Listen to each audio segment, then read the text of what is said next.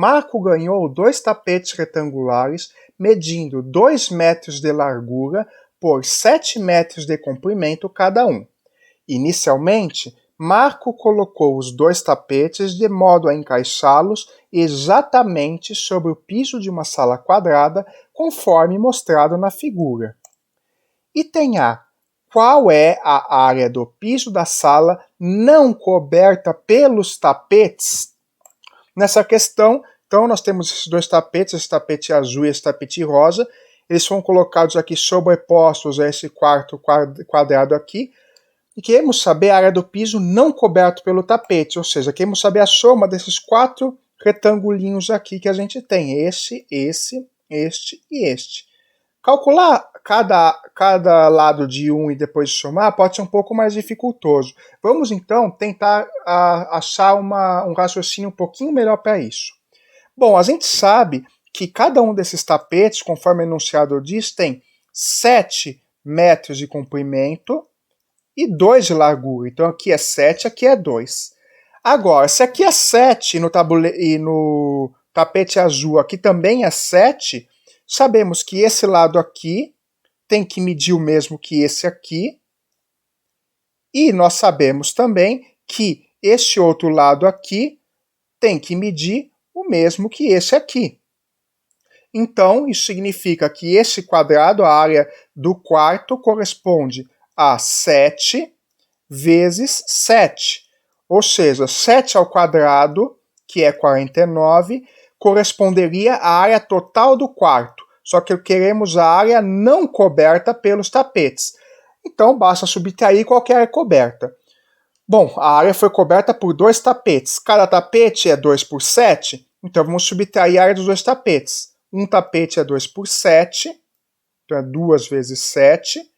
Só que eu tenho 2 tapetes do 2 por 7, então vamos subtrair 2 vezes 7 vezes 2. Só que observe o seguinte, se eu faço essa conta aqui, subtraio isto aqui, eu estou subtraindo esta área em rosa aqui e a área em azul, só que eu tenho uma sobreposição dos 2 tapetes. Observe que nesse trecho aqui, os 2 tapetes estão sobrepostos, nesse quadradinho aqui que foi formado.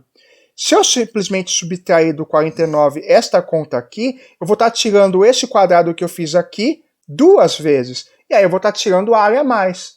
Então, a área que esses 2 tapetes ocupam corresponde à soma das áreas dos 2, tirado a área da sobreposição. Vamos subtrair, então, a área dessa sobreposição aqui. E como calculamos a área dela? Veja que esse segmento aqui corresponde a esse, porque eles são paralelos. Então, aqui mede 2. E da mesma forma, como aqui o comprimento desse tapete é 2, aqui também é 2. Logo, isto aqui é um quadrado 2 por 2 e sua área é 2 ao quadrado. Assim, a área pedida corresponde a resolver essa expressão numérica aqui. Ficamos com 49 menos 2 vezes 7 vezes 2 é 4 vezes 7, que é 28. 2 ao quadrado é 4, 28 menos 4. Isso aqui vai ficar 49 menos 24, que corresponde a 25. Portanto, isso significa que a área do piso da sala não coberta pelos tapetes é de 25 metros quadrados. Agora, Marco resolveu tirar os tapetes dessa sala e colocá-los em um quarto retangular, conforme indicado na figura. A linha tracejada é uma diagonal comum a ambos os tapetes. Todos os vértices dos tapetes estão sobre o contorno do piso. Então ele obteve essa nova configuração aqui nesse outro quarto retangular. Item B. Qual que é a área do piso do quarto? Agora nós queremos saber a área total do piso do quarto. Para isso, vamos fazer a mesma coisa. Como isso aqui é um retângulo, vamos tentar descobrir o valor desse segmento aqui, valor desse aqui, e simplesmente multiplicarmos os lados. Agora, observe que esse segmento aqui é paralelo a esta diagonal aqui. Logo, se eu calcular o valor dessa diagonal, eu vou conseguir calcular esse lado aqui. Vamos começar por ele. Agora, veja que isso aqui é o tapete. Sabemos que esse pedaço aqui mede 2 e que este outro pedaço aqui mede 7. Então, como ele é um retângulo, isso aqui é um ângulo reto de 90 graus. Então, isso aqui é um triângulo retângulo E esse segmento em preto que eu quero calcular é justamente a hipotenusa desse triângulo retângulo aqui que eu desenhei. Assim, para nós calcularmos o valor dessa diagonal e dessa medida do retângulo, consequentemente, basta realizar aqui o teorema de Pitágoras. Chamando essa medida aqui de x, vamos fazer o seguinte, ó, x ao quadrado, o quadrado da hipotenusa, corresponde à soma dos quadrados dos catetos. Um cateto corresponde a 2, então é 2 ao quadrado. O outro cateto corresponde a 7, 7 ao quadrado. Realizando a conta aqui, então x ao quadrado é igual a 2 ao quadrado é 4, 7 ao quadrado 49. Vou passar a raiz aqui, então a gente conclui o quê? Que x é igual à raiz quadrada de 49 mais 4, que é 53. Ok, x é a raiz quadrada de 53. Descobrimos um lado aqui, estamos em meio caminho andado. Basta agora a gente descobrir o valor do outro comprimento. Agora, veja aqui, esse comprimento aqui, eu posso dividir aqui no meio por essa diagonal, corresponde a 2 vezes a altura desses triângulos aqui, ó. Se eu fizer a altura desse triângulo aqui, esta altura tem o mesmo comprimento desse pedaço aqui. E da mesma forma, a altura aqui tem o mesmo comprimento daqui. E aí esses dois triângulos, obviamente, como isso aqui é um retângulo e isso é uma diagonal, eles são dois triângulos congruentes. Aqui também mede 2, aqui mede 7. Logo, esse segmento aqui é 2 vezes a altura desse triângulo aqui. Como vamos calcular a altura desse triângulo aqui? A gente pode usar o argumento de área, né? Porque o que acontece, ó? Qual que é a área desse triângulo aqui? A área desse triângulo corresponde à metade da área desse tapete azul. A área do tapete azul, a gente sabe que é 7 vezes 2. Metade da área do tapete azul é 7 vezes 2 dividido por 2, que é 7. Isso significa que a área desse triângulo aqui é 7. Só que 7 também é a medida da área da base vezes a altura dividido por 2. Mas a base a gente sabe que é x. X é a raiz de 53. Então, é a base, raiz quadrada de 53, vezes a altura, que eu quero descobrir, eu vou chamar de h, vezes a altura h, tudo isso dividido por 2. Logo, nós descobrimos o quê? Isolando h. h é igual, passa o 2 multiplicando, 7 vezes 2, 14. O raiz de 53 está multiplicando h, vai passar dividindo h. Raiz de 53 divide. Logo, a altura h, que é esse pedacinho aqui, corresponde a 14 dividido por raiz quadrada de 53. Esse comprimento todo aqui é 2 vezes h. Então, esse comprimento todo aqui corresponde a 2 vezes isso, que é 14 vezes 2, 28, dividido por raiz quadrada de 53. Moral da história, concluímos que isto aqui é 28 dividido por raiz quadrada de 53. E antes de se preocupar de racionalizar essa fração feia aqui e tudo, nós vamos atentar ao que nós queremos. Queremos a área do piso. Ora, se nós descobrirmos os dois comprimentos, a área do piso, que é a área desse retângulo, é simplesmente multiplicar esses dois comprimentos. Então, qual que vai ser a área? Vai ser raiz quadrada de 53, que é esse segmento aqui, essa medida desse segmento, vezes esse segmento aqui, que mede quanto? Mede 28 dividido por raiz quadrada de 53. E aí, para nossa sorte, magicamente a raiz quadrada de 53 vai cortar aqui com aqui. E o resultado final que sobrou foi o quê? 28. Logo, concluímos que a área total do piso do quarto, nesse caso, é de 28 metros quadrados. Item C. Explique por que a área do piso do quarto não coberta pelos tapetes é igual à área da sobreposição dos tapetes. Nessa situação aqui, a sobreposição dos tapetes vai corresponder a esse losango aqui que está sendo destacado. E nós queremos provar que esta área desse losango aqui corresponde à mesma área de todos os pedacinhos daqui que não estão cobertos pelos tapetes. Como que nós fazemos para fazer o cálculo das respectivas áreas? Nos itens anteriores, no item A, por exemplo, o que nós fizemos para calcular a área do piso não coberta pelo tapete? Bom, a área total do piso, a gente reparou, que eu vou chamar de A, a área total do piso, a gente reparou no item A que era o quê? Era a soma das áreas dos tapetes menos a área da sobreposição, não é? Então vamos fazer a mesma fórmula. A área total menos a área da sobreposição dos tapetes corresponde à área que não foi coberta. Então a gente sabe que a área total menos a área de sobreposição dos tapetes, qual que é a área da sobreposição? A área da sobreposição é a soma das áreas dos tapetes, que eu vou indicar de S, menos a área que está sobreposta, que é essa parte em amarelo aqui, que eu vou indicar de AS, área sobreposta. Isso aqui corresponde à área não coberta. Então eu vou indicar NC como sendo a área não coberta. Nós queremos provar que a área do piso não coberta, que é esta aqui, é igual à área de sobreposição, que esses dois valores são iguais. O que a gente sabe do item anterior? Do item B, a gente calculou que a área do piso é 28 metros quadrados. Então a área total do piso, a área total é esta aqui, vai ser 28 metros quadrados. A área da sobreposição aqui vai ser exatamente 14. Então esse pedaço aqui, que é essa área que está ocupada pelos dois tapetes, vai ser 14. Isso significa que essa área aqui que não foi coberta também corresponde a 14, porque fica 28 menos 14. Logo, o que nós acabamos de descobrir? Que esse NC, que é a área não coberta, é 14. Queremos provar que ela é igual à área da sobreposição. Mas qual que é a área da sobreposição? É a área S, a S. A gente sabe que S é a soma das áreas dos dois tapetes, que é 28. Então a gente sabe que S corresponde a 28. A gente quer saber quanto é AS. Só que eu sei que S menos AS vai dar 14, porque a gente viu no item anterior que essa área de sobreposição é 14. Logo, 28 menos esse valor é 14, isso significa que o AS vale 14. Logo, a gente concluiu que a área que está sobreposta, que é a área desse losango aqui, é 14, a área não coberta é 14, e obviamente esses dois valores são os mesmos. E isto prova que a área do piso do quarto não coberta pelos tapetes é igual à área da sobreposição dos tapetes, o que finaliza a questão.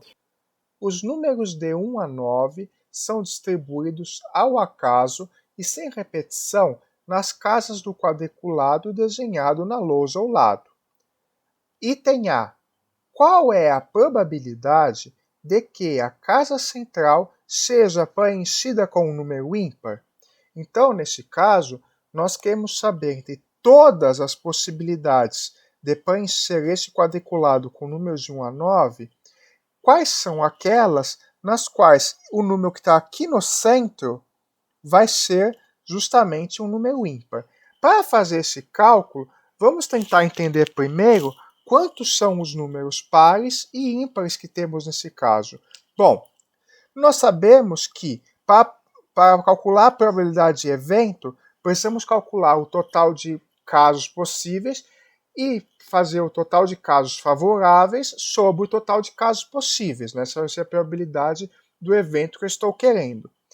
Nesse caso, então, vamos calcular inicialmente quantos casos são possíveis, ou seja, quantas são as formas que podemos colocar os números de 1 a 9 nesse quadriculado. Ora, vou começar aqui de cima. Com essa primeira casa aqui, eu posso escolher qualquer número de 1 a 9 para colocar nela. Então, nessa primeira casa aqui, eu vou ter 9 opções. Na segunda casa aqui, eu vou ter 8 opções, porque eu posso colocar todos os números de 1 a 9, com exceção do número que eu coloquei aqui. Nessa terceira casa aqui, eu posso colocar todos os números de 1 a 9, com exceção do que eu coloquei aqui e do que eu coloquei aqui. Então, vão sobrar 7 números. E assim por diante. Como a escolha que eu coloco num número não influencia as escolhas que eu posso ter no outro, então o total de possibilidades de distribuir os números de 1 a 9 nesse quadriculado vai corresponder ao produto de 9, que é o número de possibilidades dessa primeira casa aqui, vezes 8, que é o da segunda, e assim por diante, até chegar na última casa aqui, que só vai ter uma possibilidade, vezes 1. Isso aqui é o produto dos números de 1 até 9, que é conhecido como 9 fatorial. Então sabemos que o total de possibilidades para preencher o quadriculado é 9 fatorial. Vamos agora calcular a quantidade de casos favoráveis. O que são os casos favoráveis? Os casos nos quais a casa central é preenchida com um número ímpar. Bom, quantas opções eu tenho aqui? De 1 a 9, os meus ímpares possíveis são 1, 3, 5, 7 e 9. Eu tenho, portanto, 5 possibilidades aqui. Eu posso colocar aqui 1, 3, 5, 7 ou 9. Então, eu tenho que escolher um desses 5 números para poder ter essa questão da casa central ser um número ímpar. E os outros números que sobraram aqui, as outras 8 casas, pode ser qualquer número, não importa que número que é, o que importa é que aqui sejam dos 5 números ímpares. Então, nessa outra casa eu vou ter 8 possibilidades, nessa aqui eu vou ter 7, nessa eu vou ter 6, 5, assim por diante. Então, quantas possibilidades de quadriculados cuja casa central tem um número ímpar? Vai ser o total de escolhas que eu posso fazer na casa central, que é 5, vezes as escolhas das demais casas, que são 8 vezes 7, vezes 6, vezes 5, até vezes 1, que é 8 fatorial. Então, qual que é a probabilidade pedida? A probabilidade vai ser o número de casos favoráveis, são os quadriculados cuja casa central é preenchida com número ímpar, que é 5 vezes 8 fatorial, dividido pelo total de casos de preenchimento, que é 9 fatorial. Então, é só fazer essa conta aqui.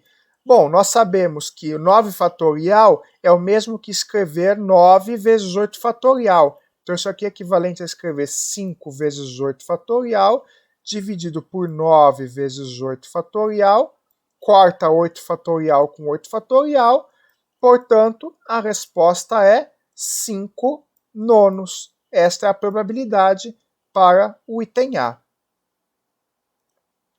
Item B. Qual é a probabilidade de que o quadriculado tenha uma coluna preenchida apenas com os números pares? Veja, agora a questão está relacionada não a apenas uma casinha específica, mas sim a uma coluna inteira. Então, vamos fixar uma coluna inicialmente, sei lá, essa primeira coluna aqui, e trabalhar com ela. O que quer dizer isso? Vamos supor que nessa coluna tem apenas números pares. Vamos usar o mesmo raciocínio adotado anteriormente. Queremos saber calcular a probabilidade, nós vamos dividir o total de casos que são favoráveis, ou seja, o total de possibilidades de quadriculados, tais que pelo menos uma coluna tem só pares, e dividir pelo total de casos. Do item anterior, já descobrimos que o total de casos é 9 fatorial. Então a gente já sabe que 9 fatorial é o total de possibilidades para preencher o quadriculado. Agora, vamos saber quantas possibilidades tem uma coluna com números pares. Bom, eu tenho no total 4 números pares. Eu posso colocar o 2, o 4, o 6 ou o 8. Assim, para preencher essa coluna aqui que eu coloquei em vermelho apenas com números pares, eu tenho 4 opções para escolher nesse primeiro quadrado aqui. Aí vão sobrar 3 opções, que não pode ser o que está aqui. E aqui vão sobrar 2 opções, porque não pode ser o par nem que está aqui, nem que está aqui. Então, qual é o total de possibilidades que eu posso colocar 3 números pares aqui? Vai ser, então, 4 vezes 3 vezes 2. Isso aqui corresponde a 4 fatorial, porque se eu multiplicar por 1, 4 vezes 3 vezes 2 vezes 1, né? 4 fatorial. E as demais casas? Bom, essas outras 6 casas aqui, dane-se o número que eu coloquei, qualquer número serve. Então vão sobrar 6 números para colocar aqui, 5 para colocar aqui, 4 para colocar aqui, 3 para colocar aqui, 2 para colocar aqui e 1 para colocar aqui. Ou seja, fixados 3 pares dessa coluna, o resto tanto faz. Então, para essa coluna aqui, o total de quadriculados tais que essa primeira coluna só tem par, vai ser 4 fatorial, que são os valores desta primeira coluna aqui, vezes 6 fatorial, que são os números que sobraram nessa coluna aqui. Agora, observe que isso aqui é a quantidade de possibilidades, mas que a primeira coluna só tem pares. Só que eu podia pensar na segunda coluna ou na terceira coluna, porque eu tenho 3 colunas. Então o total de casos favoráveis para mim vai ser 3 vezes esse valor aqui. Portanto, no caso, a nossa probabilidade é o total de casos favoráveis, que é 3 vezes 4 fatorial vezes 6 fatorial, tudo isso dividido pelo total de possibilidades, que é 9 fatorial. Então, prosseguindo igual ao item anterior, esse cálculo vai ficar o quê? Temos aqui que o 9 fatorial corresponde a fazer 9 vezes 8 vezes 7 vezes 6 fatorial. Então aqui vai ficar o 6 fatorial, que eu estou quebrando assim justamente para poder cortar ele. O 4 fatorial, a gente sabe aqui de cima que é 4 vezes 3 vezes 2. E aqui sobrou vezes 3. Então agora vamos fazer os cortes aqui. 6 fatorial eu corto com 6 fatorial. E eu posso fazer umas simplificações aqui. Ó. 3 vezes 3 é 9. Então eu posso dividir aqui. Ó. 3 vezes 3 corta com 9. E aqui sobrou, ó, 2 vezes 4 é 8. E aqui eu tenho 8, então eu posso cortar esse 2 vezes 4 com esse 8. Sobrou o quê? Ó? Todo mundo foi cortado aqui, mas sobrou aqui em cima, não sobrou ninguém, aqui sobrou 7. Então, sobrou um sétimo. Portanto, a probabilidade do item B é 1/7.